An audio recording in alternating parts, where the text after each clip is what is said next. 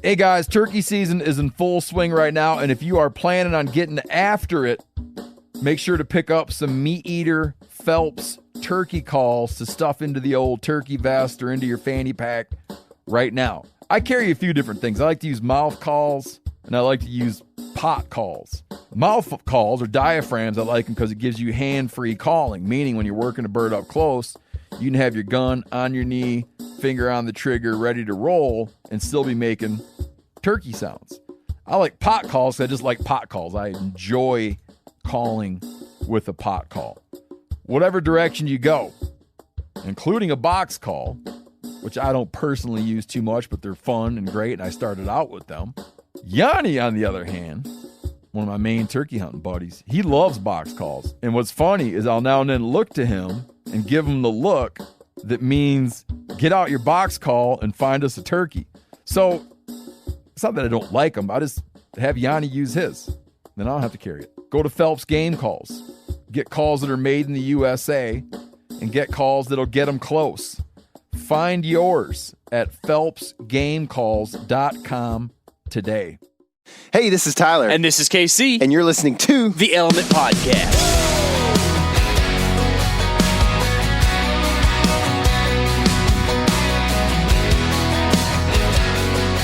What's happening, all my woods people? It's a beautiful day here in Texas today.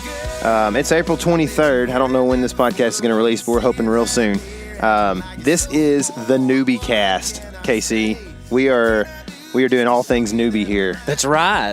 And newbie in many forms, I'd say, right? So newbie to like just hunting, newbie to bow hunting, and in particular, newbie to public land, Texas public land solo bow hunting. We've had a lot of questions about this stuff as we've been kind of doing what we do through the years, and one of our buddies got real specific here a while back and sent us out kind of like a list of all the stuff. I don't know if you saw that message, Yeah, but he'd sent an email originally like with like a couple, and then you prompted and was like, hey, send us some, everything you kind of wanted to know about. And then it's like, whoa, all right, we got a lot of stuff to talk about. Yep. So I'm excited, man. And since we're talking about Texas public land today, we crack on it a lot as being like pretty tough, and it is, no doubt, because you can see our resume from Texas public lands. You know what I mean? It's proof. And I'm not saying that we're great hunters or anything, but we give it a good go a lot during the season. We're big hunters. We're big. We're hoping to be smaller hunters at some time. I actually ran this morning, which I'll talk about that here in a little bit. But we're talking about some Texas public land today, and Casey and I have pulled some cameras recently. We did a marathon day. We pulled cameras that were like, 4 to 5 hours apart yes. From each other. And we had 2 in each location. And one of these properties has a giant on it. Absolute giant. An absolute giant. I mean, this deer is a season changer. We alluded to this in the last podcast. It's probably, at least, it's a season changer for me. I don't know that anything was going to change necessarily for you a whole lot, but I do know that we talked about in one of the more previous episodes about hunting teenager and how we're going to set that up, and we're going to look for water this summer and this and that, and we might still do some of that because it's fun, and sometimes if it's not too hot, it can be a pretty fun thing to do and have some cameras out and go pull them whenever we can. But this deer has got us thinking it's worth changing the season plans a little bit and spending a lot of time in this particular location where you and I have just kind of come across at some point in the last couple of years. And it's been a pretty good spot, I would say, from trail camera information stuff. We've seen some daylight movement. When we've hunted there, we haven't hunted a lot because it's kind of difficult to get to and everything.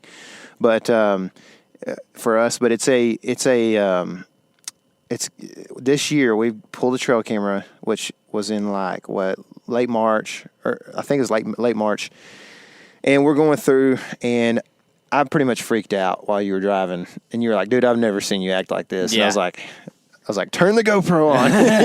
It was about time to pull over. I think I actually did pull over and look. We stopped at a stop sign right after. right, I think yeah. we just sat there for a couple minutes, just like, "What is this?" Mm-hmm.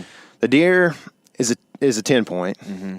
Pretty much just a big 10-point, and he is outrageous looking. Like, I told you before you saw the picture, like, this deer looks like a cartoon.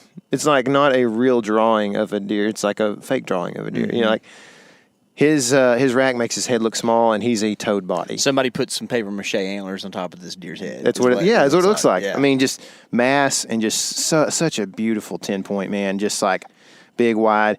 And when we're kind of explaining this for some of those guys out there that have an idea of how inches look and everything like that, this deer has a very good chance. And dude, I did him again this morning just because I was preparing for this, but I measured him up and I was like, I cannot make him go less than like low 160s. Mm-hmm. I mean, but like he's probably, and this is it's hard for me to make him go under 170 as, you know, a gross score or whatever. Mm-hmm. If I was to score him, give him what he grows. I'm trying to say, okay, well, it's a, you know, Texas deer, a little bit smaller bodied than some of the deer in the Midwest that we might see, the Iowa bucks I was hunting last year and stuff. But so I've tried to like go, okay, what is probably the smallest that this tine is, and measured him out. It's ridiculous, dude. Unreal, man. It is unreal, and it's like I'm always excited about the season. Mm-hmm. This year can't get here soon enough, dude. I'm telling you, man. Like it's I've been thinking about it a lot. We got a bunch of daylight pictures of him during the season. And so we didn't hunt this place a whole lot because, like I said, it's hard for us to get to. We're hunting Iowa. We're hunting Kansas. Didn't he come through one afternoon that I hunted the morning? No, he came through like a day and a half after you were there. That's right. So KC did get like one kind of late season hunt there. He was in there about a day and a half later in the daylight. Mm-hmm. Like mid-afternoon daylight, like, right? Dude, it was like when you would have been there. You know, it was a time that you would have been there. And anyway, we also got pictures of him in late January. So that's proof that he made it through rifle season and everything, which is a tough deal to do out here. Our rifle season starts basically first weekend in November and ends like the second weekend in January. So you're talking, you know, pretty much 2 full months or more of rifle season. And so he is there in late January, looking fine, coming through. Who knows what he's doing. What's interesting to me and what we've got to do, what we've got to put a plan together for is trying to kill this buck next year. And obviously that's that. But, like, we don't necessarily know if this deer lives super close by because he's there several times, but he's not there. Like, we've got another buck that's a pretty good up and comer. It's like a 3-year-old. He'll probably be a good buck next year. And I told KC, I was like, dude, if we hunt there a few times, we will probably see that buck. I mean, he comes through like every day, every other day kind of deer, and he's a good tall buck as well. But you know, this big deer is like only there, you know, several times throughout the season, I think. So at least on our cameras. And so, like, I'm kind of wondering, like, is there any way we can find out where he's living? And we haven't done any like historical weather data matching up or anything. Which actually I'm kind of wanting to do a video that talks about how we would do that. But that's beside the point. We have to find this deer hopefully in the late summer. And if we can do that, I feel like October, November, we stand a pretty good chance of seeing this deer. But right now, we don't really know where he summers. You know what I mean? Yeah, we don't. Truth be told, we only ran 2 trail cameras on that property, and it could probably handle a few more, and probably will this upcoming season, I imagine, just you know, because of the exciting developments over there. This place is really a testament, I think, to like some good map scouting that we've done, and then just, you know, luck isn't a word I like to use very often, but it's just not very often that this place overperforms for what it is. You know, it's just a place that, for some reason, I mean, there's hunters around and stuff like that, but for some reason, this is a place that it's a spot, man. It's a spot. Yep, so it's a soft spot. We're excited about the upcoming season, and I think that this podcast is going to be probably a good thing for us to discuss too, because honestly, something that happens as the season drags on is that you get a little bit sloppy with a lot of the stuff that's kind of like the bread and butter stuff that you think you know how to do, or at least I'm saying myself here. And I think that going through some of the basics and some of the important stuff that comes along with hunting Texas public land is going to probably help us out a ton, kind of with our approach into hunting that deer too. Mm-hmm. Hey, and real quick, I wanted to mention that we are working with onX this year, so I just wanted to be frank about that with our audience. I want you guys to know that. And the reason we do it is because we use it every day. I mean, it's literally something that Casey and I are using every day. We're sending map dots, over 300 days a year probably to each other. And it's what we found to be the most effective tool really for killing deer, period, for us, man. It was huge in my Iowa deer last year. A huge part of our Kansas plan, and obviously here in Texas. And now that we've found this buck that we talked about in the beginning of this episode, I mean, the reason we found it is because you were doing some really intense map scouting, pretty much. Yeah, I'd like to scour a little bit, you could say, and really just try to find those honey holes, man. And there's not a better tool in my arsenal than using the onX app, especially the public land feature. And going along with that, we actually just got off of a big conference call for about an hour and a half with some of the guys at onX, and just talking about how they can make the best product out there for the public land whitetail hunter and private land guy too. And guess what? They already do, but the cool thing about onX is they're constantly striving to make it the best and ever-changing, trying to make sure that they're bringing every piece of the toolbox that they can to you through that app, from your outfitted guy in the Midwest down to the Georgia mountains guy who just hunts the public land in his county. It doesn't matter. They care about that guy and trying to make sure that he has all the tools he needs to find big deer using onX maps. That's right. So let's get back to Chris's questions now. There's something to be learned here for probably everybody, because everybody has a different system and looks at it a little different. And I mean, every once in a while, you got to go back to some fundamental stuff. I mean, how many times does Tiger Woods change his swing up? You know what I mean?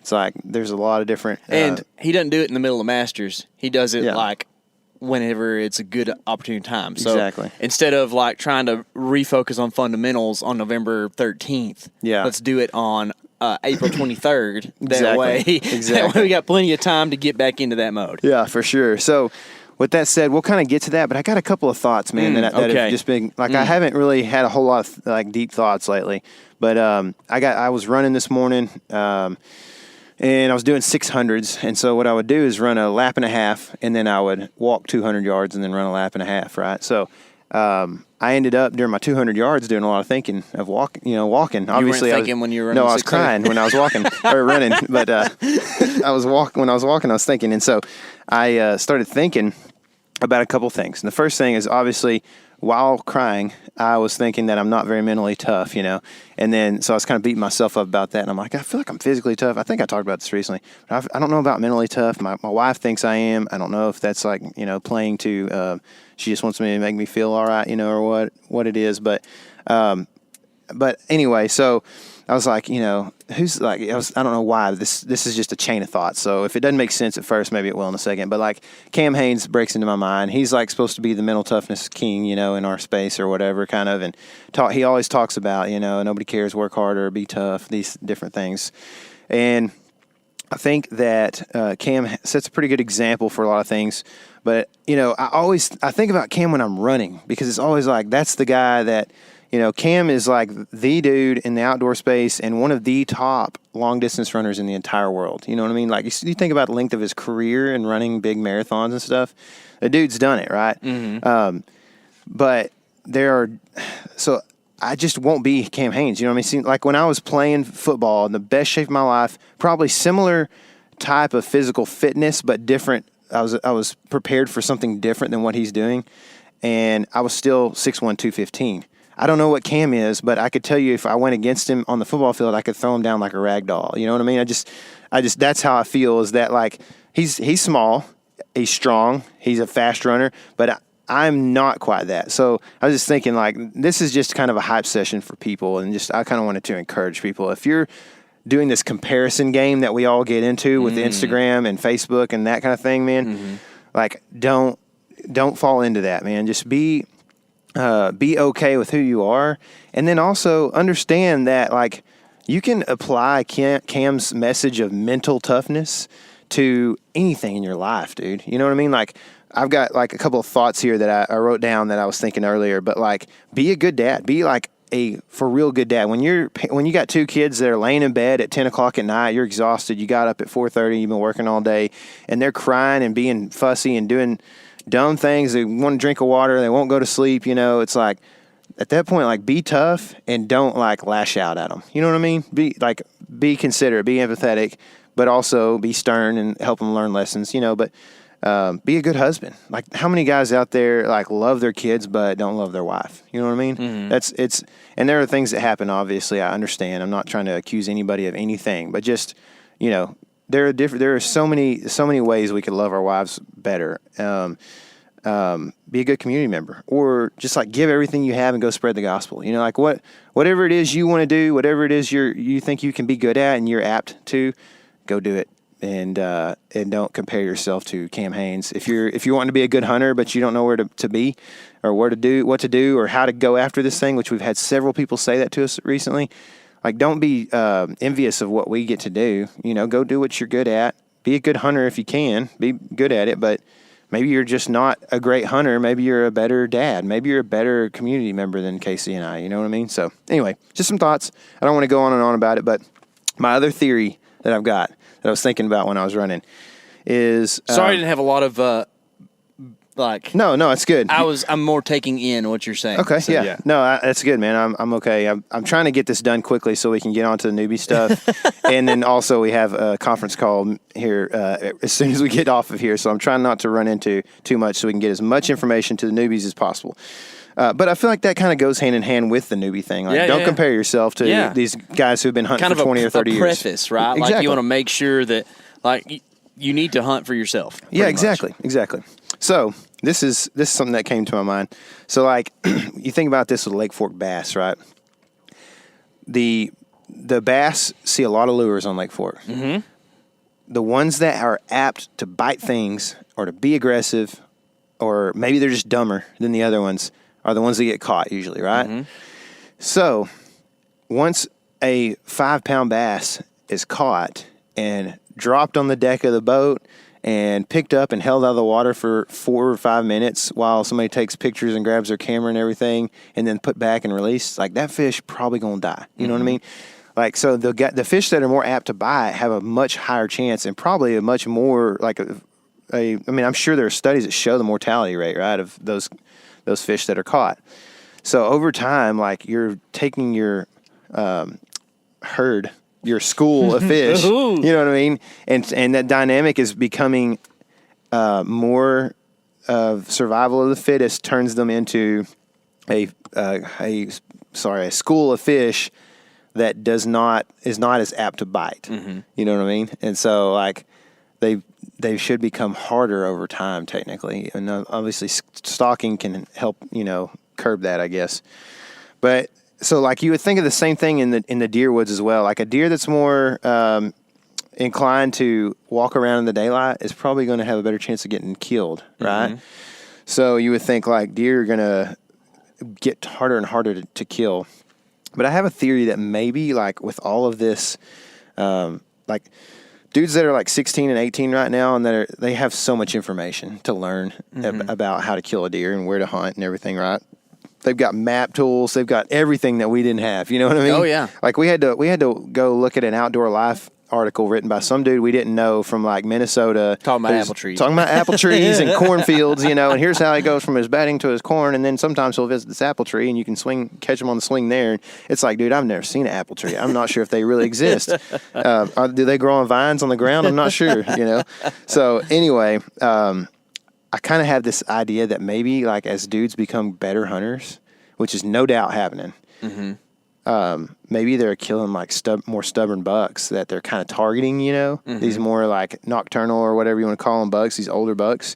And maybe deer will, like, you see this curve of like where deer were you were just killing anything. And then we go into like the 90s where it's like the height of like management, right? Mm-hmm. And now we're kind of coming out of that a little more to like people are okay with killing like younger bucks.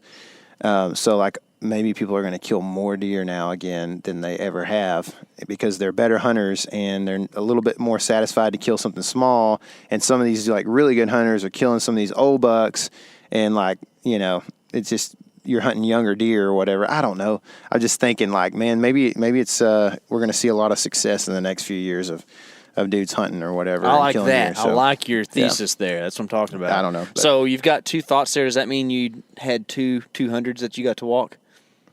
I had 3 actually. The first one, I was just thinking about how terrible the first one was. I ran 3 600s and for time, I tried to run them as fast as I could, and not as fast as I could, but fast, because I'm trying to train myself to run a faster quarter. So I was like, I'm going to run 3 of these 600s really fast and train myself to like be able to, because I died the last like 150 when I ran that 400 the other day. So I'm not even going to say what time. Man, I a ran quarter it. is a lot further in your 30s than it was when you were 16. A lot further. Yeah. I'm pretty good through 250, man. Me too, man.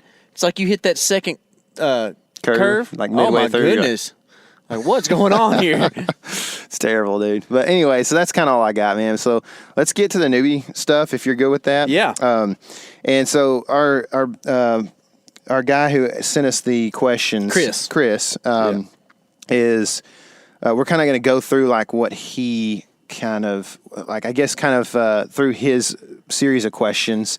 And, if you guys have any more questions, feel free to reach out through any social media platform, whether it's YouTube or Instagram or whatever, and ask us a question. We'll try to answer it best we can. I think you did a really great job of covering like a lot of like the questions that maybe people don't want to ask or don't think to ask. Like he's a pretty smart guy. I can tell. I appreciate like how extensive he was with his questions and thoughts here. Yeah.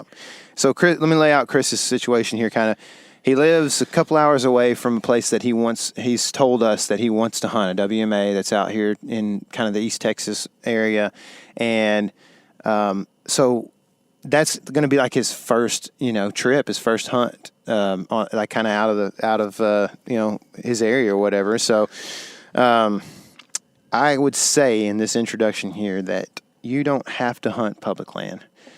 That would be like my tip is like, if you're a newbie, I would suggest using your network to avoid the extra pressure and difficulties that can come with hunting public land. So if you know somebody in your hood that has 30 acres or has a friend who has 30 acres, just be like, dude, I'm a new hunter. I just want to kill a doe. Is there any way that you guys need some does taken off your property or whatever? Get your feet wet that way. And it's not because, people who kill deer on public are some kind of great white hunter or whatever. You know what I mean? Like this is because it is difficult to deal with the extra pressures that come from people. You know what I mean? So anyway, with that said, we're going to kind of go into scouting. You have some thoughts on scouting, and you're pretty good at this type of stuff. Well, I try to be. Trying's the most important part, right? Well, that's what we're taught when we're in. It's not self-proclaimed, so. I like his first question. He says, "When and how often should I go and scout the area that I'm looking at?" Okay, I think that there's 2 contradicting thoughts here that we need to talk about. I think that. Through our escapades, we've proved that less is more. I think that there was one year in particular, I think 2017, that we really got after the summer scouting, and we were checking trail cameras like every 2 or 3 weeks throughout the summer and getting some bad to the bone velvet videos of good Texas public bucks and stuff. And by the time mid-October got there, like it kind of dried up that year. And I think that pressure had an effect for sure. Like there's no question that pressure had an effect. And this is a scenario that's played itself out a couple times through us and just other human pressure that we see in areas. But in general, when it comes to scouting, I think less is more. I think that it's also important to have a very comprehensive familiarity with the area that you want to go hunt. So how do you blend those 2 things? And I think that what you and I have kind of started doing nowadays, for now, is our answer to this. Might not be the best thing, but that is our answer now, and that is we don't go in the run and gun, hang and hunt style very often because, we hate hanging in trees that we haven't seen in the daylight. It's the worst thing because you don't have a clue what you're going to actually see whenever the sun comes up. And B, like you can go in there and really mess some stuff up. So I think that what we do now is that we find a place that we want to go and we know we want to hunt that season. We will go in and spend like almost a whole day just tearing that thing apart, looking at every little detail, considering food sources, late season, early season, this and that, pinch points, water sources, all of that, and then maybe locate stand trees, think about wind directions, all in one big day right there with, your map system like Onyx on your phone, working through all this, making sure you take detailed notes, whether that's on your Onyx app or a notepad or whatever. That way whenever it comes hunting day, the most effective and easiest way to get in and get out without bumping deer. And I think that's really what's going to give you your best chance at having a shot at a public land buck in Texas. For sure, man. I think that's good. Like, that's very good overall advice. And he asked a couple detailed questions about when he should hang a trail camera. Mm-hmm. Is that a spring thing, late spring, summer, and how long to set it up? And then he also tree trimming for future use ? Mm-hmm.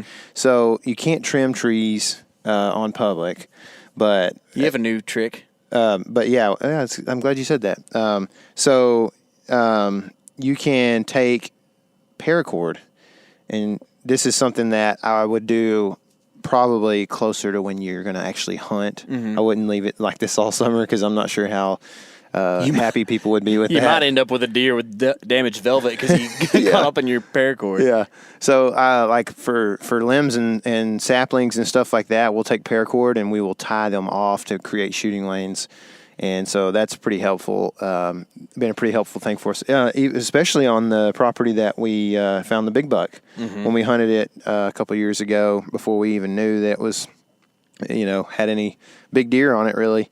And so anyway, that's something I would do. But you probably do that, like I said, closer to the season or when you're going to be hunting. Yeah. I mean, technically we do it when we walk in pretty much, and you can create kind of a little scent area right there if you get too crazy with it. But just figure out while you're in there what shooting lanes you want and that kind of thing, and then just know how many pieces of string to bring and try to make as few of them as possible. Yeah, you don't need 18 shooting lanes, right? So you have a particular wind direction you're going to hunt a spot on. If you got one pretty good shooting lane, that's pretty good for Texas public land. Mm-hmm. You're not going to have a Sendero out on all the what's it called, the primal directions or whatever.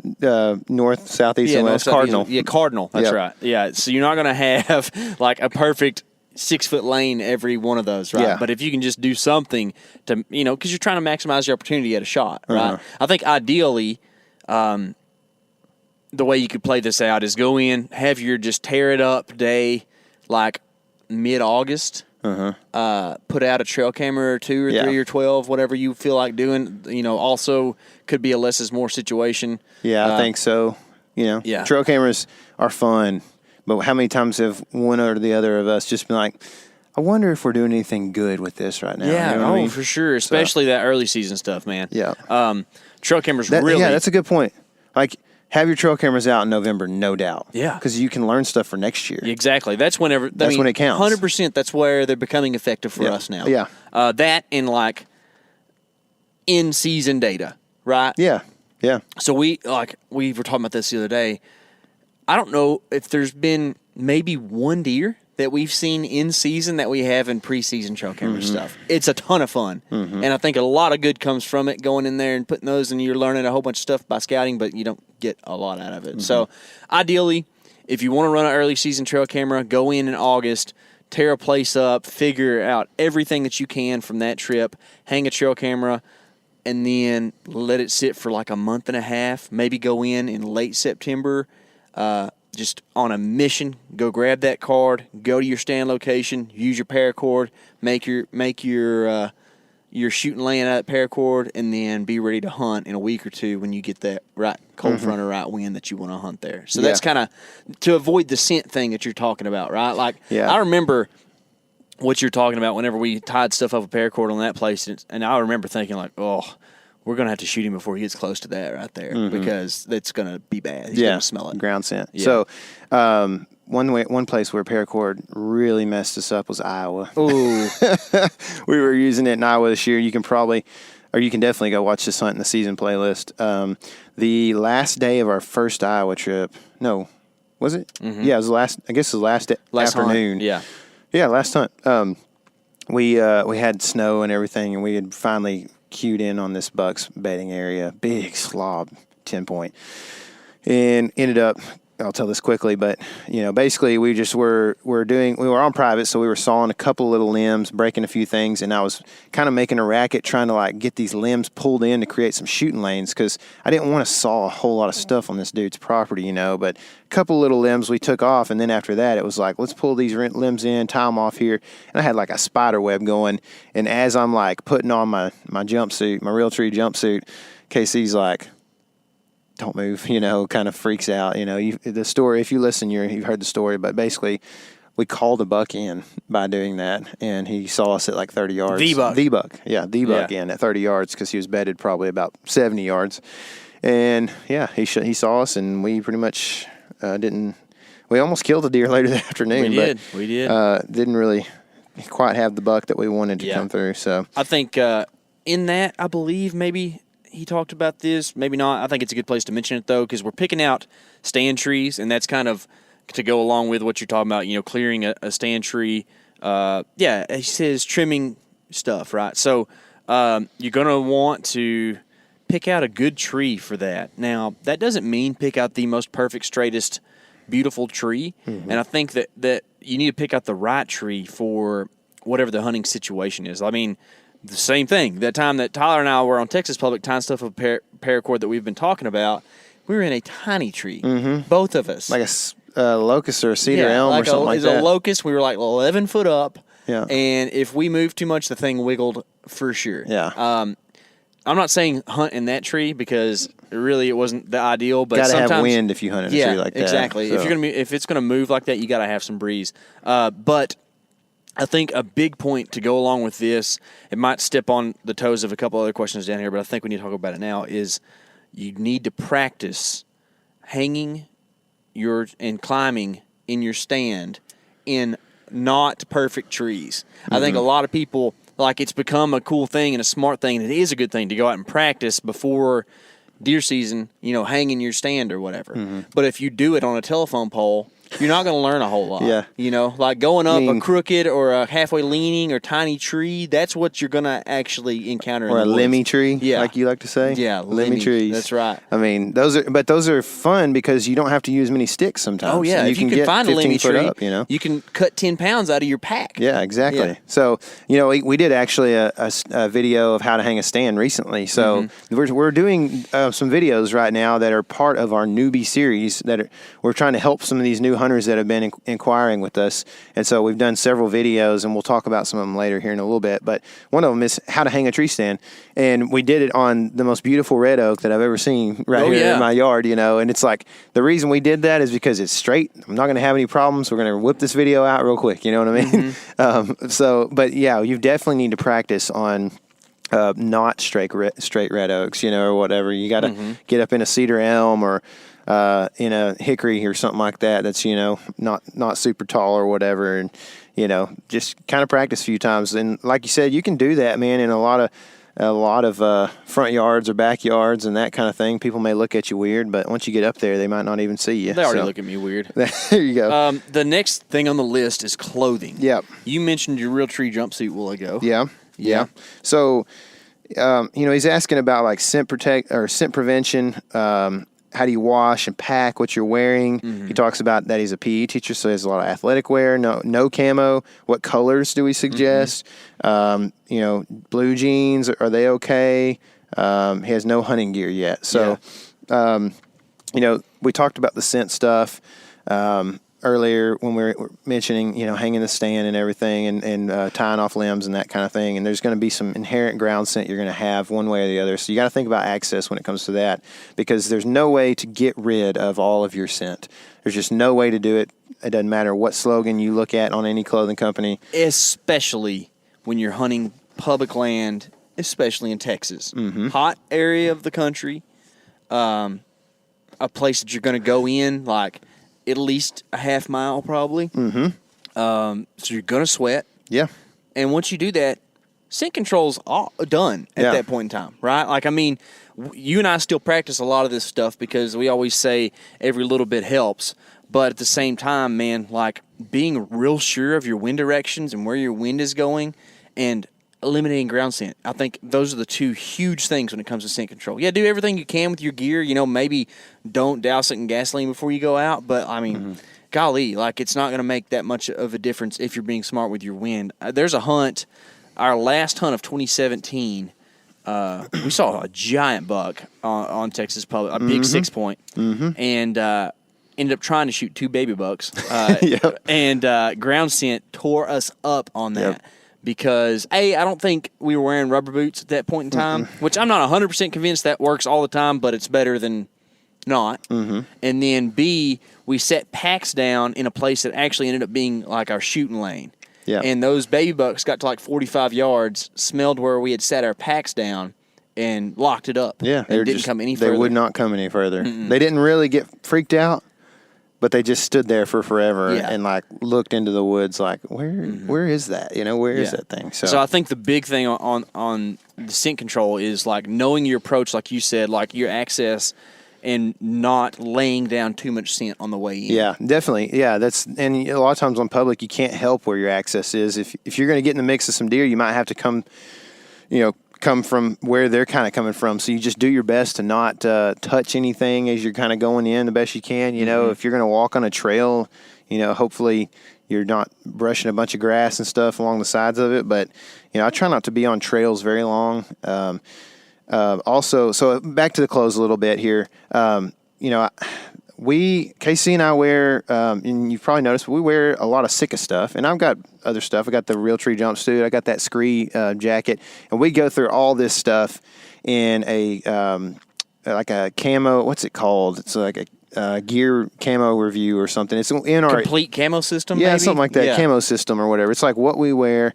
And so you'll see some $high pieces in there, and you'll see some not so $high pieces, some $7 pieces or whatever. And so you can go watch that video. It's in our Element evals, which are kind of our gear reviews. So you can watch that. I believe that's what it's in. And so we actually did a podcast on that too and talked about it. That coincides. So you could probably go back and find that if you're listening to this podcast. Anyway, I'll go through a couple of things real quick. I'll also talk about the fact that we wear the Sitka stuff because we feel like it does a really good job. It's really well thought out. Sitka is not paying us. And I'll tell you this too. They don't really plan to pay us, okay? Like, I've talked to them, okay? They're not trying to give us any money right now. And that's okay because, and we told them we're still going to wear Sitka. I mean, it's not like, and you know, so anyway, I think there's different kinds of gear out there that you can get that are going to be starting to become equivalent to the same production value, the same type of engineering thought and that kind of thing. But for now, this is what we've got. We've had family and friends give us stuff. We've had them send us stuff. We've bought a few pieces, you know, and so we've got that kind of stuff, and it's great. But if you don't have a bunch of money to spend, my favorite pants still are not Sitka pants. They are the Wrangler outdoor gear or whatever, outdoor pants. They're like brown pants that you can get from Walmart. They have a lot of colors now. They do. They have forest green. They've got gray. They've got black, dark brown. Yeah. Yeah. So you can buy them. I've bought all mine for like $22. Yeah, they're still cheap. And they're like flexible. And so they're not like great thorn busters, but they're like when you're walking around and stuff, you can't beat them, man. So yeah. And then to, talk more about like camo and concealment and stuff like that, man, honestly, solids work pretty good if it's a earth tone, like those pants you're talking about. They're solids, right? And what's pretty much standard wear in a tree stand for us. Before we put on we usually have like a warm big thing that we put on over. Yeah. But for the most part, like if it's earlier season, we're wearing those pants usually. So when you're talking about like even mid layers, I'm probably going to get a down puffy of some sort this year to wear. And it's probably going to be a solid because I want to use it multi-purpose and, be able to go out with my wife and have a nice puppy and it not be camo and stuff like that. Yeah. And then, kind of like what you said, we wear Sitka stuff kind of as our outers because, it's the best stuff we have for sure. But you actually, like, a lot this year wore the big Realtree coveralls that are pretty much a sleeping bag that you can put on, right? It is the best, man. Like big old, just kind of sized up a touch coverall.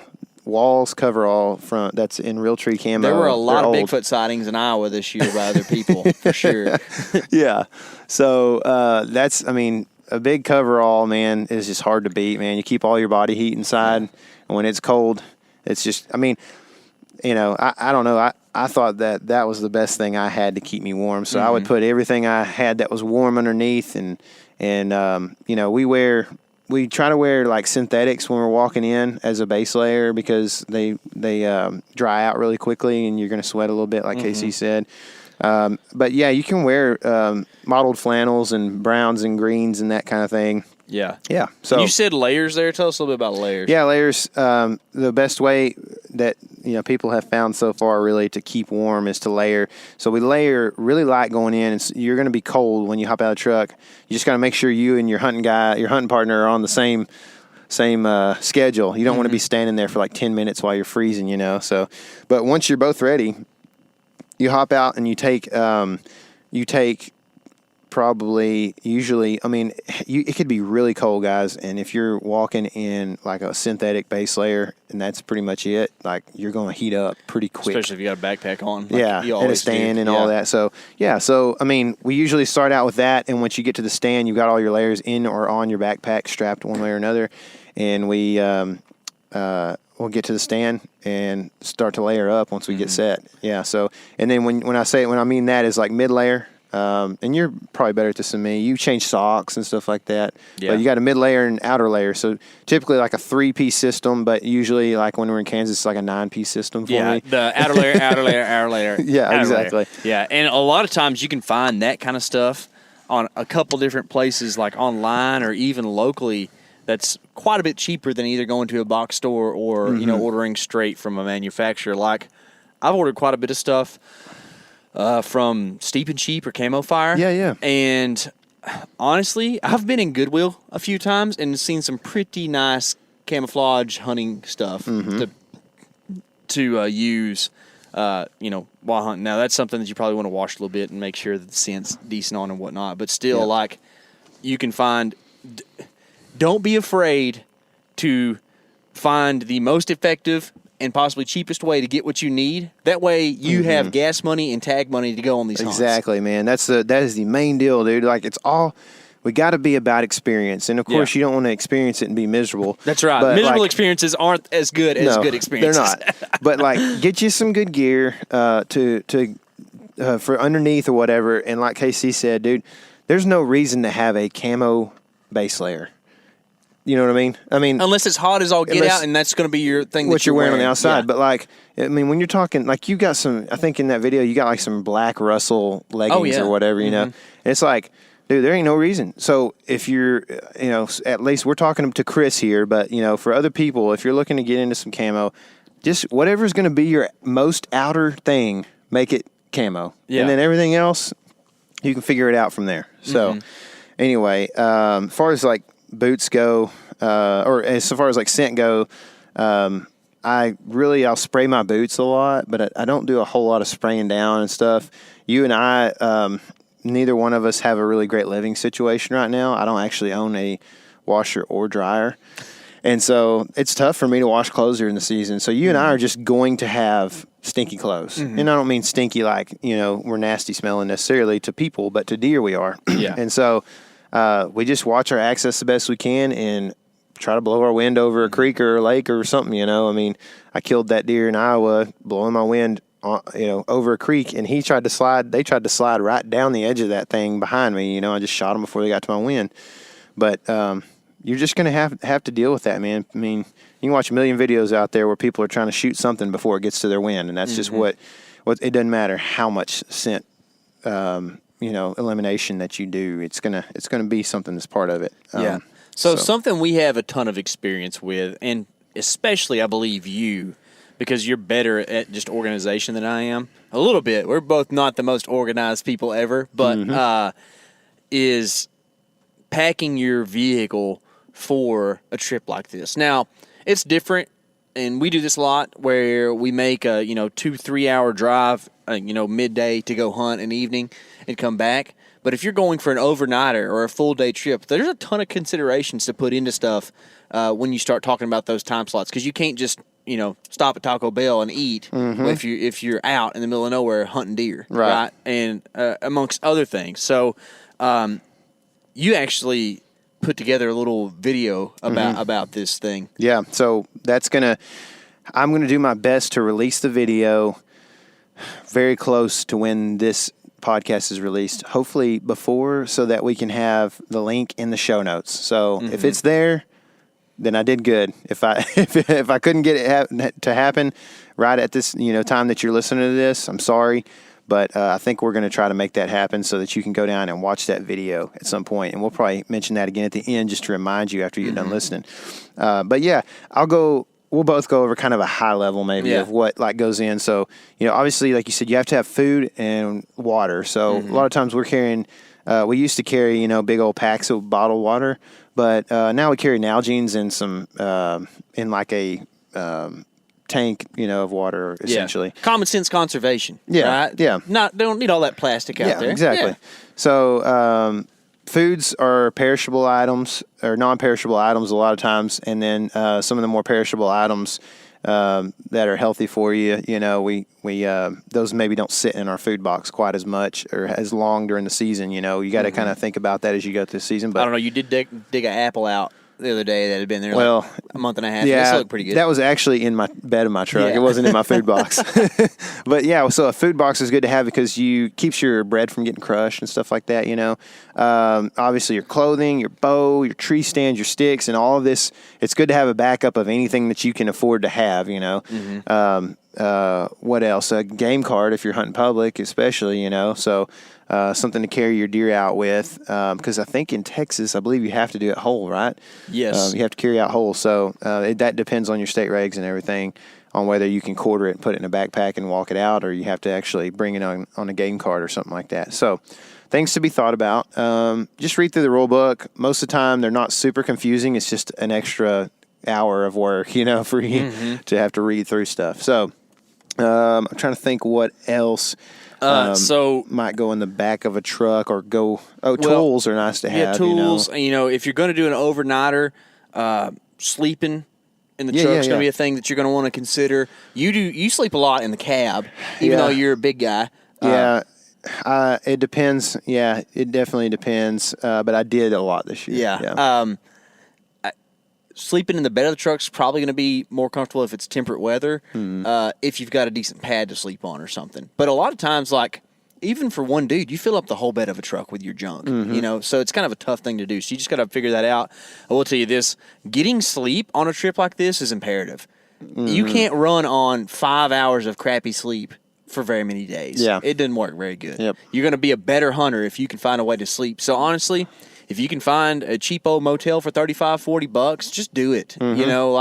If it's the difference in you killing a deer or not, go ahead and do it. And something, this isn't packing your truck, I know, but we're kind of going off on a little tangent here. Something you can do is if you know you're going to do that, call ahead, make your reservation, whatever, a day or two beforehand, and tell them to not put the flowery scent stuff in your room, and it'll help, at least make you feel better about not smelling like downy. But, exactly.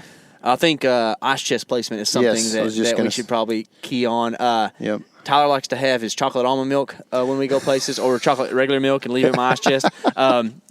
But you can always do the Mountain House thing and not even have to have ice chest, but sandwiches are way cheaper, and we do that quite a bit. You're going to want to position your ice chest, even though it's a big bulky thing, towards the tailgate of your truck, because that's where it's going to be the easiest to access from. Yeah. You got to have it accessible however you do it, and because you're going to be getting drinks and food out of it. So something you can do, I think I've done this in the past, is actually bring 2 ice chests, like a small little food ice chest, and then the ice chest that animals go in, and you can not put anything in that, and multi-purpose it as a storage tote, and then when you kill something, break it down, put it in there, put ice on it. But that way you can put your big ice just towards the front of the truck, and it's not in the way the whole time. And something you do, I've never done this really. My dad does it too, though. But frozen water jugs are kind of the thing. So they last a lot longer than ice you'd buy from a convenience store. Yeah. They're cheaper, and you can throw them in an ice chest for several days and still have ice in there as long as you don't open it up, so that if you need to cool meat off really quick, then you've got it. You know what I mean? And you can reuse them. You can just freeze them again. It doesn't water down your meat when it thaws. And if you're on a long hunt and you're like we were in New Mexico, it can be a lifesaver because you can drink the water that's in those things. Yeah. Although when Tyler brings a jar of jalapeno salsa and breaks it in there, sometimes it infiltrates the water jug, and then you have jalapeno water. We had the spiciest water you ever had. It's better than no water. I can promise you that. Hey, dude, I have messed up some no. ice chest situations for you. I'm more the mess up usually, but we're just pointing yours out today. Okay, good. That's fine, dude. Yeah, that I would say I was definitely going to get to the ice chest thing. Yeah, make sure you got it in a good spot. I think one of his specific questions was ice. He asked if you should pack ice, in preparation for your animal. Okay, so the water jug thing is something I do a lot, but like if it's not something that you feasibly can do, usually you're going to be okay and just go get ice when you kill. Because I hate for you to like go buy ice and not kill that time or whatever. So I think just to answer that question straight up, I would say wait until you kill it, and then as long as like you don't take a long time before you get the ice, you're fine. Yeah, right? I mean, if you're hunting public land in Texas, you're probably not going to need the ice. You know what I mean? Like you're probably not going to kill a deer. I almost choked my water just then. Like I'm just trying to be frank. You're probably not going to kill a deer. It doesn't matter if you're experienced or newbie or whatever.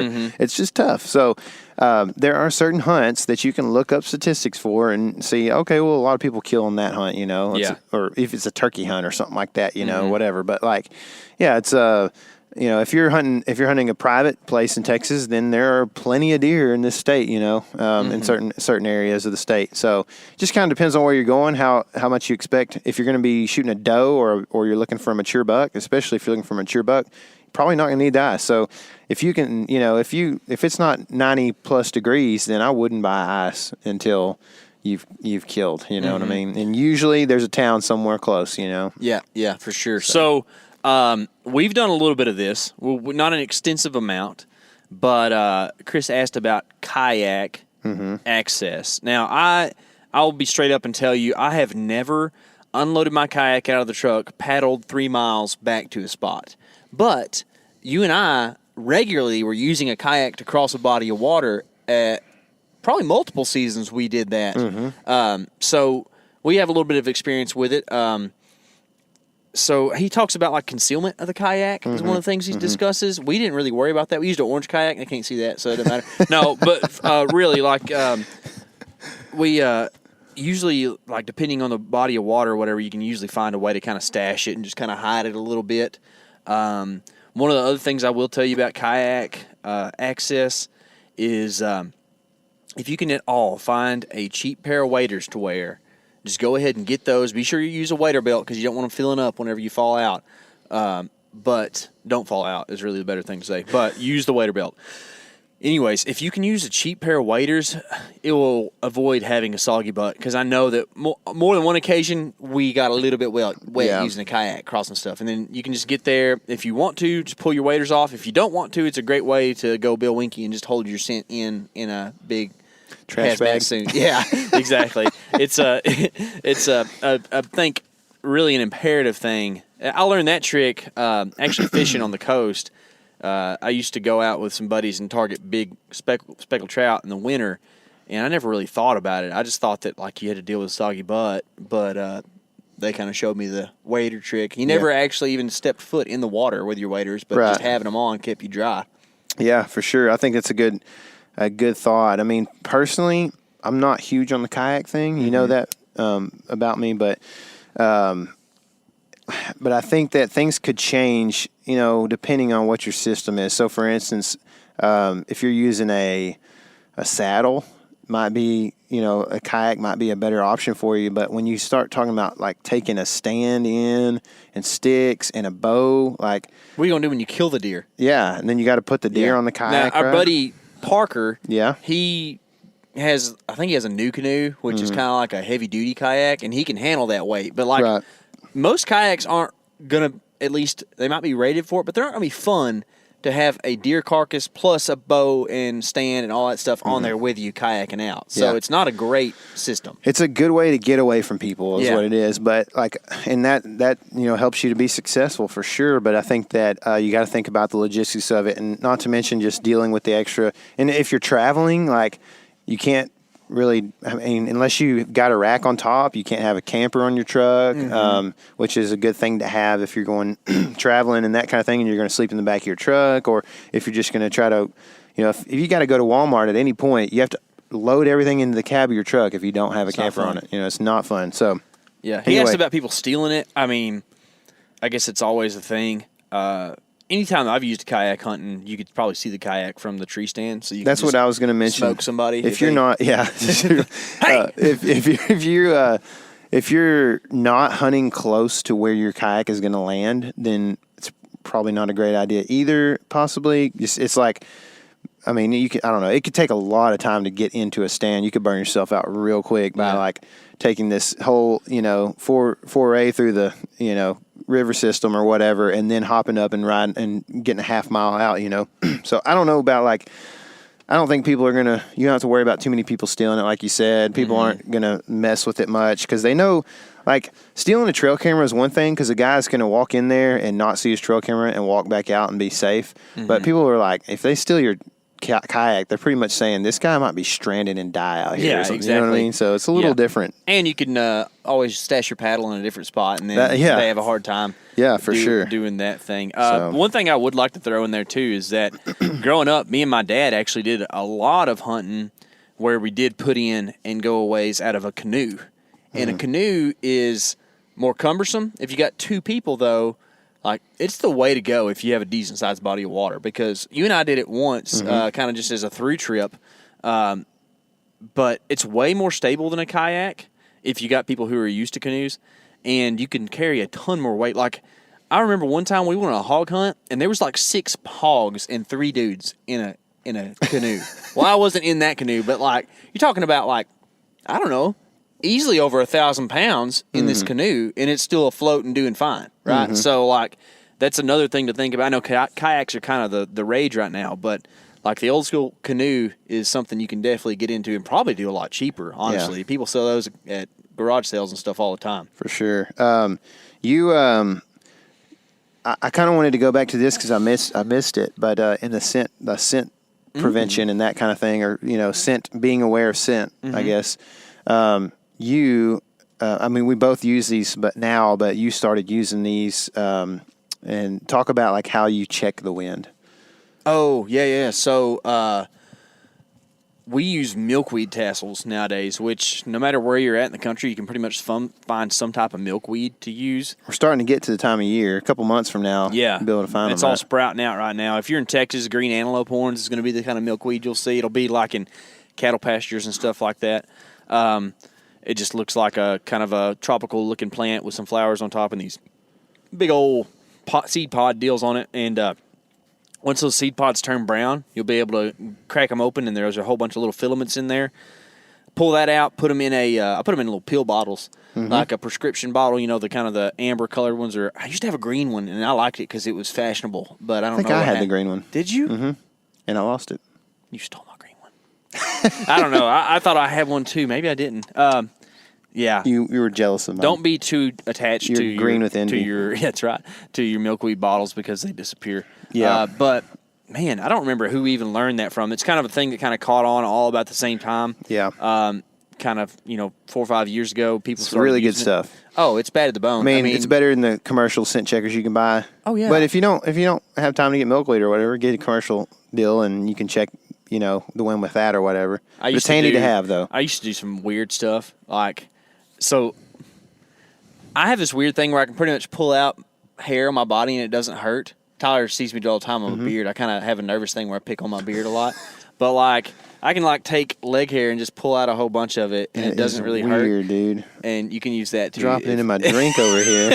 You can use that too if you can't find any milkweed. But I used to do that to check the wind, and that was kind of a weird thing for sure. Y'all just pull y'all leg hair out and throw it out in the wind. If you're a lady hunter, sorry, I don't know what to tell you. Well, it's winter time. That's probably true. Got it. You probably can pull that. The ladies I know like to grow their hair out on their legs. That time man. of year. Okay, next question. So anyway, so we're kind of, I guess, are you ready to move on to the harvesting of the deer? Yeah, I think so. I mean, that's the only things I can think of kayak-wise. Okay, so He talks about how he kind of just owns a regular pocket knife. What should he use to field dress?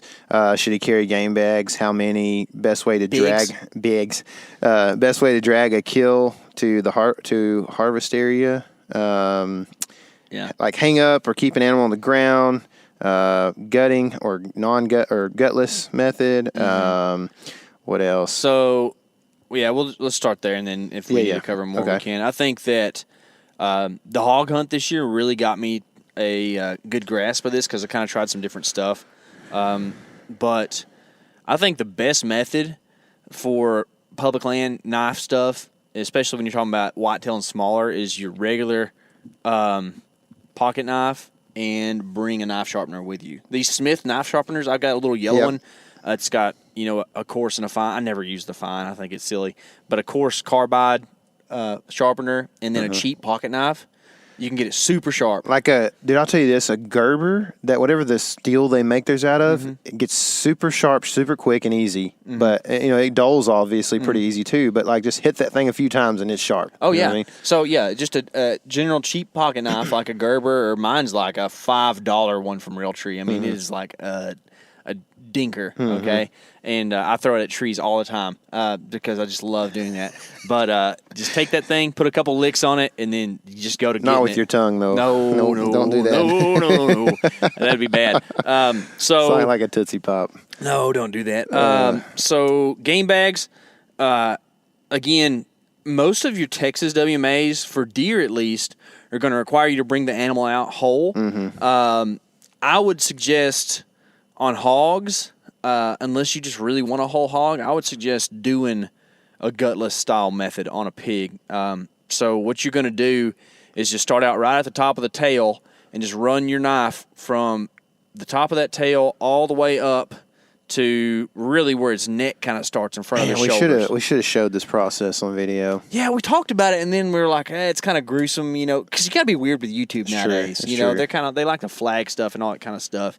But you do that, and then you'll come down right there and kind of just make a slit in the skin all the way down to the bottom of its neck, and you'll go back to the base of the tail and go down the back of the ham and take another slit down. Kind of what you're working on is being able to fold that big flap back. Just making a taco out of it. Yeah, exactly. Yeah, pig tacos. And then from there you can take out the back strap and then take the ham off. And the shoulder if you want. Shoulder if you want the shoulder, if it's a big enough pig, and then you can get to the tenderloin there. With hogs, I don't ever worry about the heart because something about pigs are just a little bit nastier. I've done quite a bit of work with hogs when it comes to field testing and stuff, so I stay away from their hearts.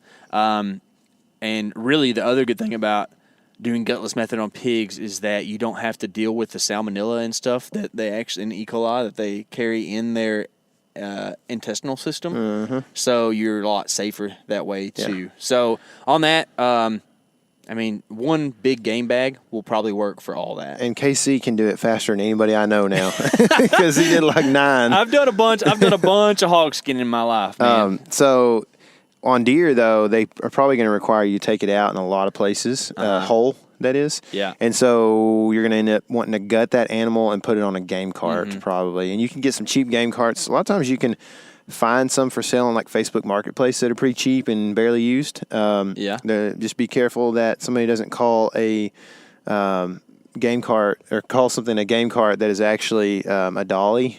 Yeah. It's painted camo, you know. I've seen dollies in the woods for sure that people like to leave to, to haul out or and whatever. You can make it work, but you're gonna kick yourself. Make anything work. I wouldn't suggest doing those deer drag. Like I wouldn't get if you have the money for a game cart, do it. We drug Nameless out like a long ways. Oh, my goodness. He probably still weighed like 180 pounds with his guts out. Yeah. So when you go to gutting deer, use everything you want to. But if we're going to be frank, the heart is about the only thing really that I'm going to make sure I save out of a deer. People eat liver or whatever. It's not my favorite thing. So KC likes the lungs too. Oh, that's a joke. Sorry. Yeah, the stomach We've got lining. newbies listening here. Don't take the lungs. Do whatever you want to. Yeah. But just in my opinion, I'm going to save the heart, and that's about it. That's out of the me too. inside of the deer. Everything else is just you're kind of pushing it, and nothing goes to waste. Something's going to eat it. It'll be that fine. night, pretty much. That night, Something for will eat sure. it. For sure. Even if it's, if the deer was still alive, it would probably eat it that night. Man, because we've seen that happen will before do too. that. Just crazy. Anyway, Yeah. So I bought my game cart on Amazon. It's the one that we've been using for quite a while. Yeah, I don't remember how much it was. It was like $45 or something like that. It was not expensive. Definitely a good purchase. Yeah. When you get it back and you're going to put ice on it, you want to quarter, once they allow you to, you want to probably quarter up that deer and put it in your ice chest as quarters. And at that point, man, if you're to that point, if you're, okay, so for instance, if you're hunting a lease or you're hunting a private spot or whatever in Texas here, there's going to be somewhere, 15 miles away that probably would process your deer for you. But, and I've had a lot of deer processed for me. We've got a really good meat packer here close to us in Sulphur Springs that does the best summer sausage you've ever had, dude. It's pretty hard to beat. It is so good, man. But and so like getting that kind of thing going is good, man, because you can give away sticks of that for Christmas and stuff, But anyway, if you've already broke the deer down into quarters, because it's a public land deer and you're trying to get into an ice chest and you've traveled and everything like that, I mean, you pretty much might as well just finish the whole processing job, Yeah. So it's really, and I don't have a grinder, guys. So like KC's got a grinder. He's going to grind a lot of the extra meat and stuff like that.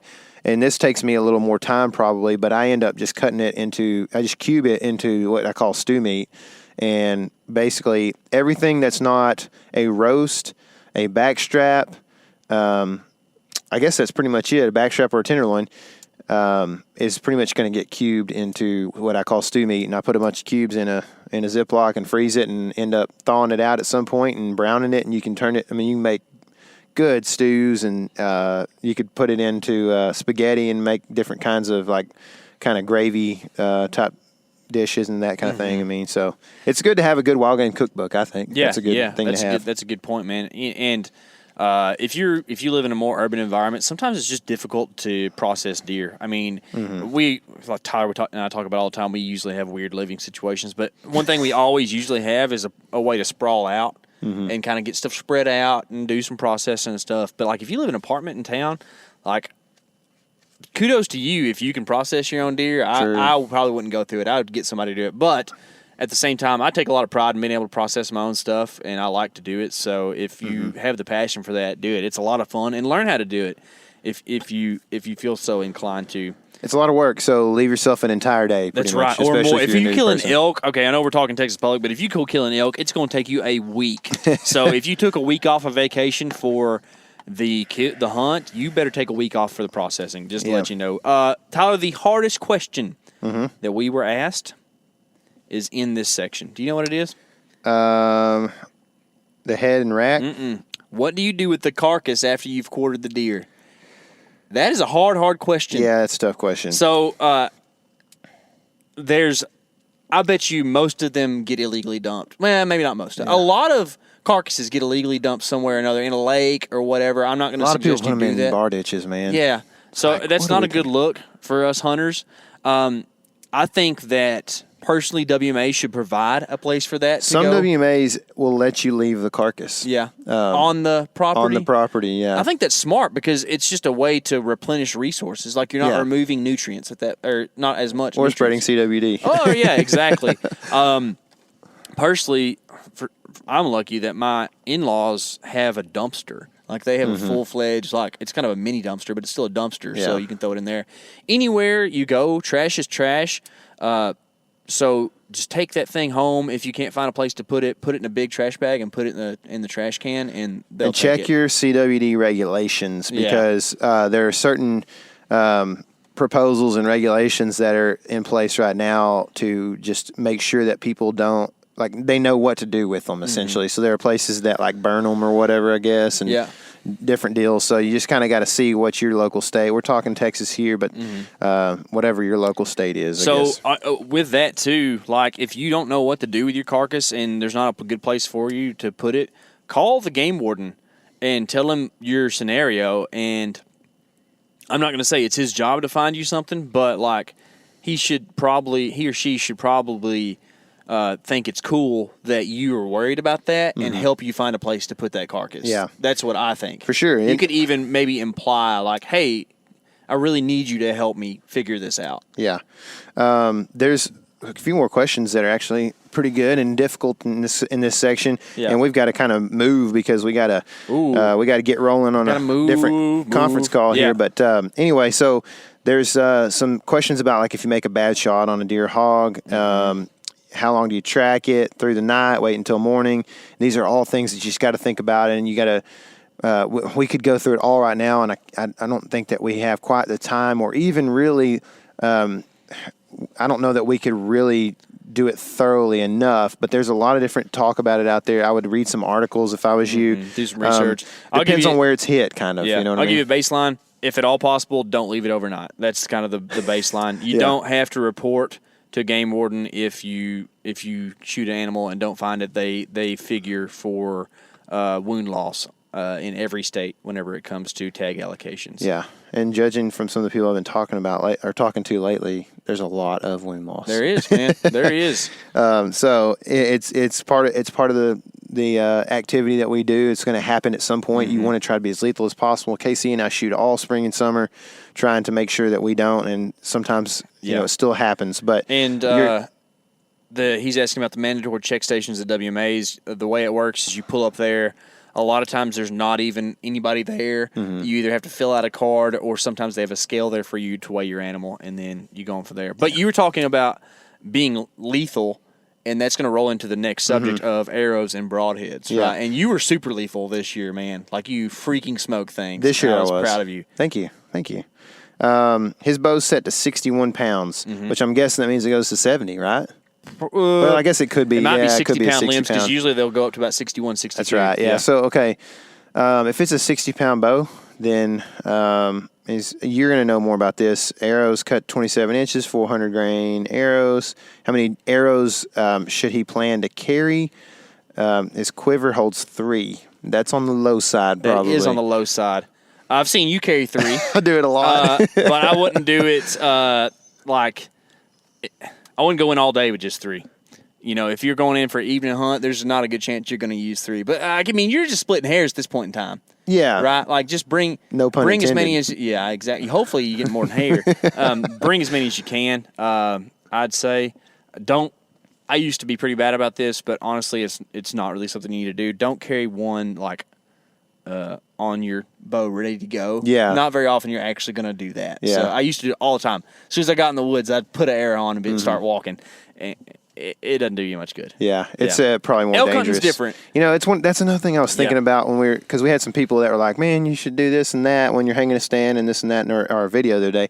And I'm like, man, I mean, you could get hurt putting a broadhead on a string. You know what I mean?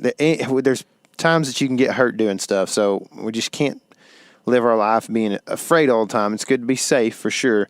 And I think this is one of those things that you look at as weighing risk versus reward, and the risk is probably a little too much for what the actual reward is going to be, you know. So, but yeah, I would carry as many arrows as you can, you know, up to a half dozen or so probably.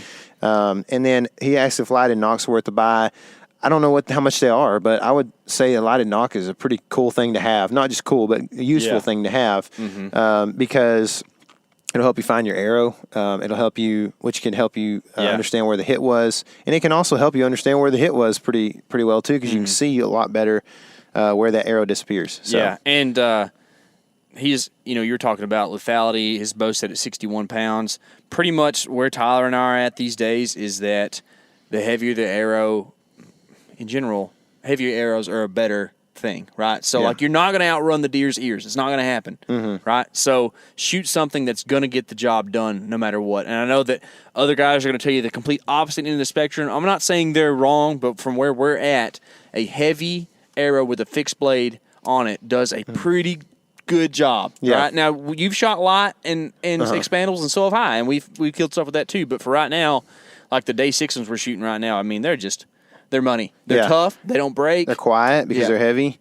Also, we shot this year. We shot the Day 6 broadheads as well. You shot the 125s, the bigger ones. Yeah, and the I shot Evo X's. Yeah. And I think this year I'm going to go to the Evos because the broader your broadhead is, especially fixed blade, the more finicky it is. So I'm going to go actually down to the 1 1/8, I think is what they are. They're the Evos, and shoot those, the 125s. And I shot those in 100, and they worked very well. Smoke City. So, I mean, you can kill stuff with all kinds of stuff, you know what I mean? But that's what we have settled on so far. That's what we're using last year and this year, and they worked really well last year. So just make sure, that whatever broadhead you choose, that you choose something that you can get tuned up and feel pretty comfortable at 20 yards with. Shoot that broadhead before you go in the woods. Yes, and then sharpen it if you shoot the same one. Similar one. Yes. I think we had like 6 broadheads or so each, and we would shoot like 1 or 2 for practice, and the other 4 were hunting. And so you got to denote which that is, mark on them with a permanent marker or something. But anyway, on the tree stands. Anything on like when and how to set up or take down at the end of the day, which we kind of address some of that in that video that I was telling you about, telling everybody about just a second ago, how to hang a tree stand. We've got a playlist that's called How to Hunt Deer More Effectively. And if you want to go look at that on YouTube, hopefully there's some stuff in there that can help you, whether you're a newbie or not. So how many sticks should you use? How high on public land is it safe to leave your setup? When leaving the tree for midday break, or should you take it down after each morning hunt? And so I would say this: if you're kayaking in, I would not leave during the middle of the day because you are putting a lot of work on yourself. I would hunt November because it's great, and I would stay there all day if you're going to be way back in there.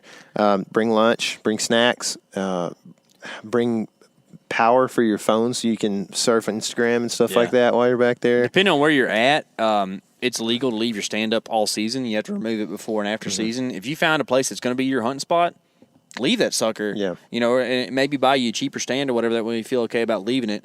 And one of the things that we do a lot of times whenever we leave stands for extended period of time, more than a day, is we'll just take like the bottom 2 sticks off and leave it up in the tree. That way, A, you don't have people hunting your stand whenever you're not there, sitting and scaring deer, and B, like it's a whole lot harder for them to steal it. So that would be kind of my suggestion is like don't feel bad about not taking your stand down at the end of every hunt, and don't waste that effort if you're going to hunt there pretty close to that. People, in our experience, don't steal stands, they steal trail cameras. Yeah. You know what I mean? Yeah. It's like you can pop a trail camera off the tree, but to get up and climb into a tree and grab a stand, if it's a cheap stand, it's going to be a heavy steel stand, it's like people don't care to do that. So it should be good. And like I said, if you're sitting there, go hunt November. Don't go out there in early October unless you have lots of brownie points. You know what I mean? Yeah, for sure. Something that you've kind of opened my eyes to is the how high in the tree question. So tell us a little bit about that. Yeah. So here's my mentality is if I'm going to go hunt, I usually take 3 to 4 sticks, and usually 4 if I can. It just depends. Like sometimes I just don't want to carry that much weight or whatever. But I'm going to carry 3 to 4 sticks, and I'm going to get as high as I possibly can up to about 20 feet. A legit 20 feet is pretty dang high. So I would say I probably killed my deer, all 3 deer on public land last year at an average of 14 feet or so. So you hung less than 14 before? I mean, yeah, I would say like I was probably 13, legitimately 13 to 14 foot in the air on almost every kill this year. And I've hunted a ton at 10 to 15 feet and been just fine. The thing that whitetails see when you're hanging 10 feet or more in the ground or over the ground is movement. They're not going to see you just sitting still in a stand and freak out most of the time.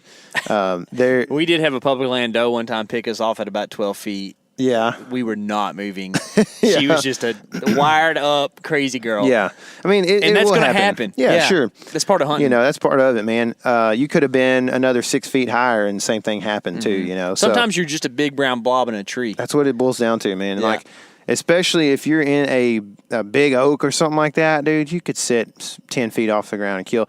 I mean, dude, the old timers used to do it with all kinds of junk and have, plenty of success with old bows that had, no peep sight and no, D-loop, and they sat in a wooden tree stand that was 10 foot off the ground. In a wooden stool. Yeah, on a wooden stool, and so, I mean, dude, it can be done a lot of different ways. Don't worry about getting super high up in a tree stand.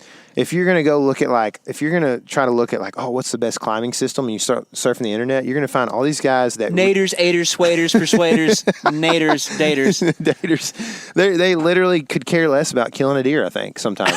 they only care about how few steps they can use to get 32 feet in the tree. You know what I mean? And so don't worry about that too much. Yeah, that stuff is helpful to know, to have the knowledge. Cool. And honestly, I get it too. If you're a guy who lives in the city and you got a 9 to 5, I was that guy for a long time.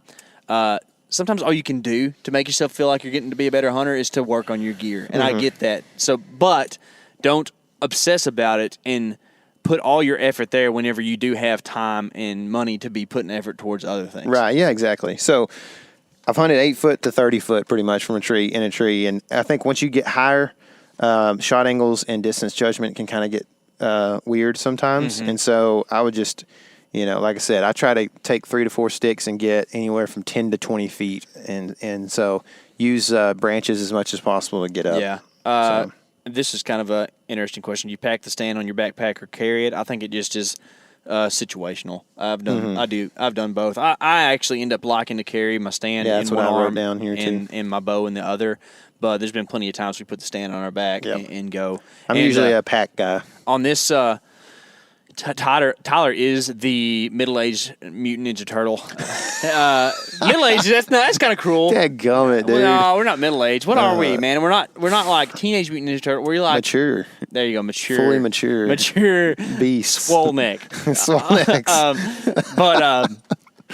I think that there's a good chance you see us hunting out of tree saddles a lot this year, so probably won't be carrying much for We paid our dues, man. Yeah.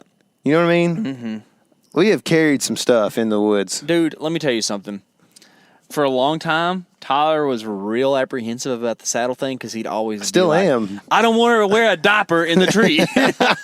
So the next thing he asked was about testing the wind. We kind of already covered that with the milkweed. He says, well, cotton work, anything you can find that's light enough to float around will do the job and do the trick. Leg hair, right? Like it works. Yeah.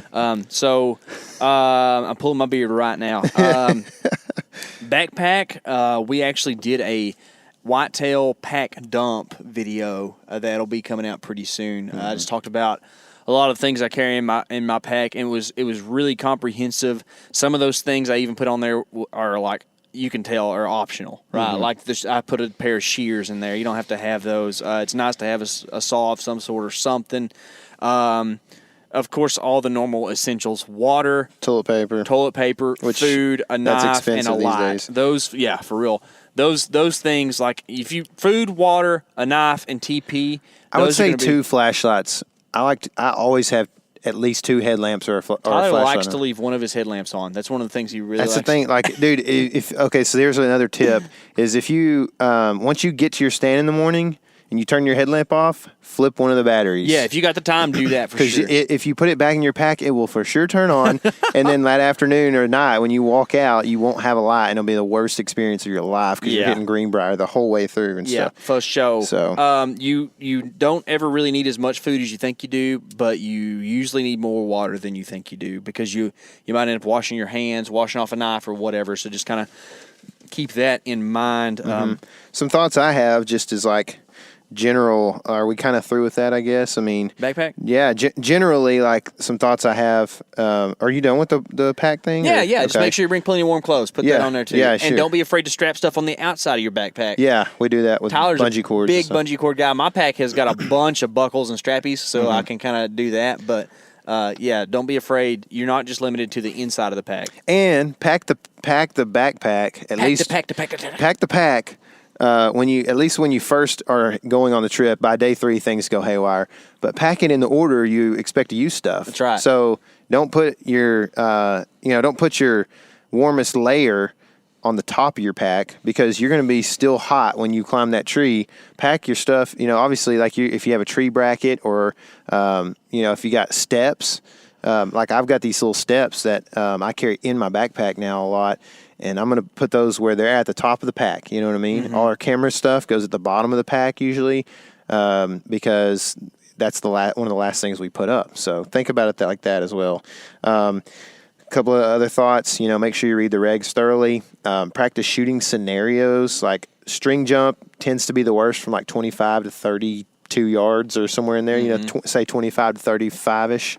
String jump can be the worst. So shoot low in Texas all the time, and in other states when the deer's looking your direction or you've had to grunt stop it or something. And when I say shoot low, do some research on that. I'm not talking about necessarily shooting under the deer or anything, but depending on the deer's mentality and physical stance and everything else. Really, I think you could even say if you're a newbie, set yourself up for short shots, 20 yards and less. Try to make sure that that's what you're doing. I'm real guilty of setting myself up for further shots than what I should probably be taking, and I think that culminated for me this year at the end of my season. So I'm going to really refocus on that in the 2020 season. Yeah.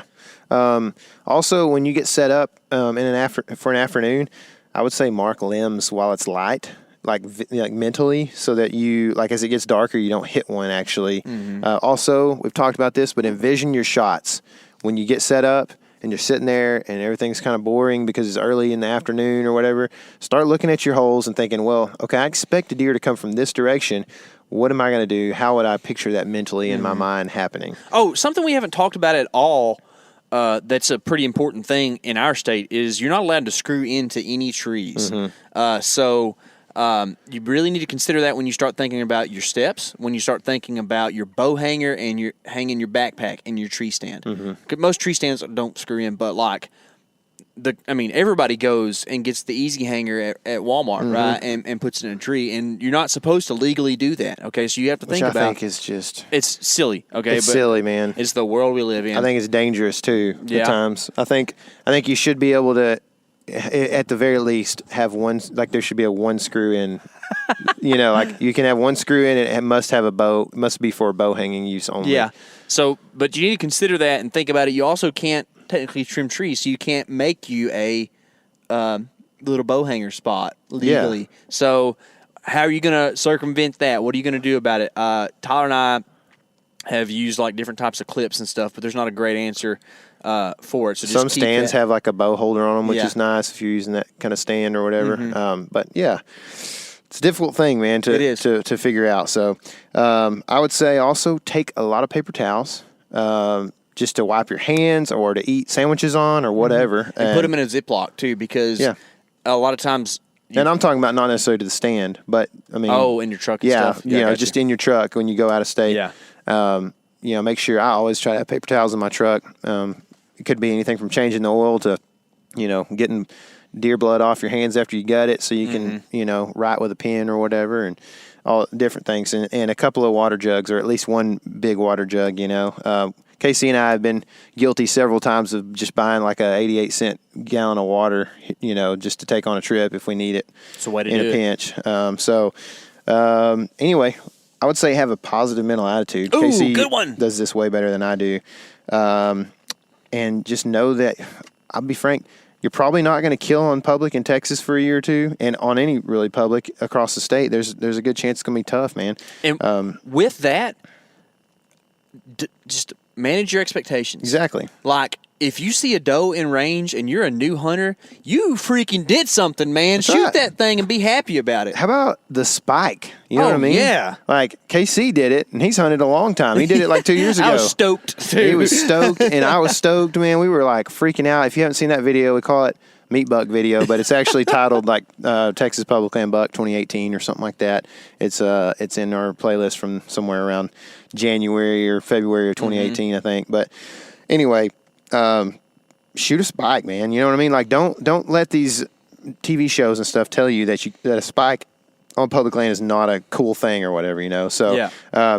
But I will say this: we've had several listeners send pictures of them doing it on public in their first year attempting it. Yeah, like big deer. bucks, and stuff. I mean, and we're like, dadgummit. It happens. It happens. And I'll tell you this: maybe as a newbie who knows less, you end up being a better hunter because you've got less of these like premonitions about how things should be or whatever, you know? Yeah. So, but I would definitely, again, go private if you can. Learn deer behavior the best you can. It's not that the deer are necessarily easier. It's that you don't have to deal with the human effects that are on public land and like the unknown that could make your hunt more difficult, essentially. So, like I said, don't let big hunting media culture tell you that it's not cool to throw some corn down and kill a deer either. You know, that's just fine. I think if it's legal in your state, go throw some corn down and kill you a deer. Learn how to do it. Learn how to provide some meat for you or your family, and have a good time with it. Yeah, that's kind of where I'm at, man. I like it, man. I like it. I think that our talk is going to help a lot of people, and it's helped me kind of reconsider some things too. So, Chris, thanks for all the questions, man. Dude. That was a really good list of stuff. I cannot tell you how much I want you to have success this year. And anybody listening to this, like, man, I just love the idea of helping other folks find a way to hunt and kill deer and other stuff too. And hopefully we can do that. And you should have been a guide, man. I should not have been. I did that a little bit. It is not my favorite thing. No, it's not mine either. Not. I mean, if you use guides, it's fine. But it's just like being a guide was not a fun thing for me. So it's not. Yeah. I would say. Finally, at the end here, also, just make sure we've mentioned several videos. We're going to do the bag dump. That one probably won't be out, when this podcast first airs. But I'm hoping that the How to Pack a Truck is out when this podcast airs. And like I said, we've got a playlist called How to Hunt Deer More Effectively.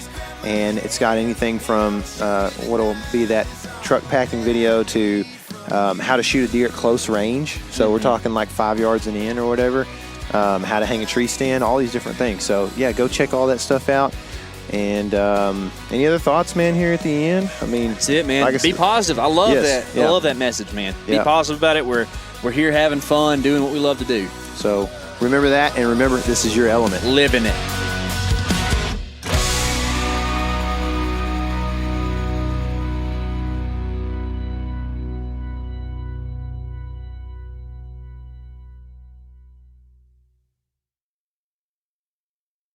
Hey guys, turkey season is in full swing right now, and if you are planning on getting after it, make sure to pick up some Meat Eater Phelps turkey calls to stuff into the old turkey vest or into your fanny pack right now. I carry a few different things. I like to use mouth calls, and I like to use pot calls.